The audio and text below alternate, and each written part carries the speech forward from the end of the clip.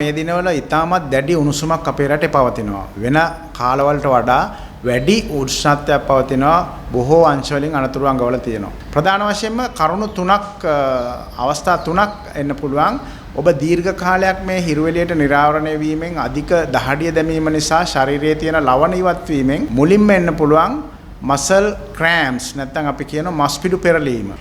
ඔබ නිසි පියවර ගත්තේ නැත්නම් නිසි අවශ්‍ය ප්‍රමාණයට දියර වර්ග පානය කළේ නැත්නම් මේ මස් පිඩු පෙරලීම ඇතිවන්න පුළුවන්. ඒ තත්ත්වය දිගටම පවතිද්දී ඔබ දිගටම මේ හිරු එළියට නිරාවරණය වෙලා වැඩි කාලයක් පැවතුනොත් ඊළඟට එනවා තාපය නිසා ඇතිවන වෙහෙසටපත් වීම නැත්නම් අපි කියනවා heat exhaustion කියන එක. ඒ අවස්ථාවේදී ඔබට ඔළුව කැක්කුම, කලන්තය, වමනය, ඇඟට පණ නැතිවීම මේ වගේ රෝග ලක්ෂණ ඇතිවන්න පුළුවන්. ඒ තත්ත්වයක් නොසලකා හැර ඔබ දිගටම මේ අවස්ථාවටපත් වුණොත් අපි කියන දරුණු තත්ත්වය නැත්නම් heat stroke තාප කම්පන තත්ත්වයට ගමන් කරන්න පුළුවන්. ඒක තමයි ඊටමත් දරුණු තත්ත්වය. සමහර විට ජීවිතය නැති වෙන්නත් මේක බලපාන්න පුළුවන්. මේ heat stroke නැත්නම් තාප කම්පන තත්ත්වයේදී සිද්ධ වෙනවා. බොහෝ විට ඔබගේ සිහි කල්පනාව නැති වෙන්න පුළුවන්. උෂ්ණත්වය, ශරීරයේ උෂ්ණත්වය සෙන්ටිග්‍රේඩ් අංශක 40 ඉක්මවා යන තත්ත්වයකටපත් වෙන්න පුළුවන්. ඒ අවස්ථාවේදී මේ තාපයෙන් පරිස්සම් වීමට ශරීරයේ පවතින සමතුලිතතා ක්‍රියාකාරකම් නවතිනවා. එතකොට දහඩි දැමීම නැති වෙන්න පුළුවන්. යම් අවස්ථාවක මේ හිරු එළියට නිරාවරණය පුද්ගලයාගේ දහඩි දැමීම නැවතිලා සිහි කල්පනාව නැති වුණොත් ඔබ විශේෂ සැලකිල්ලක් දක්වන්න ඕන. වහාම අවම වශයෙන් පැය භාගයක් ඇතුළත මේ රෝගියාව රෝහල්ගත කරන්න ඕන.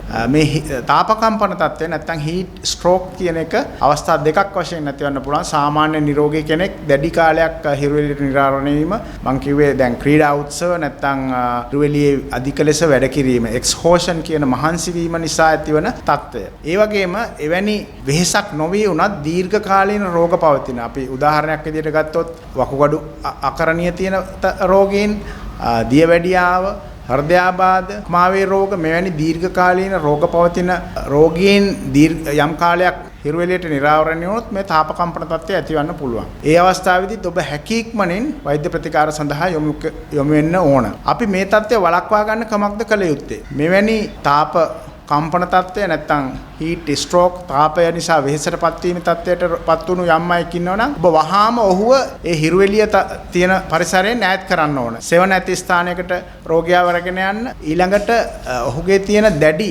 උෂ්ණත්වය අඩු කිරීම සඳහා ක්‍රියාමාර්ග ගන්න පුළුවන්. ඔබට සීතල වතුර භාවිතා කරන්න පුළුවන්.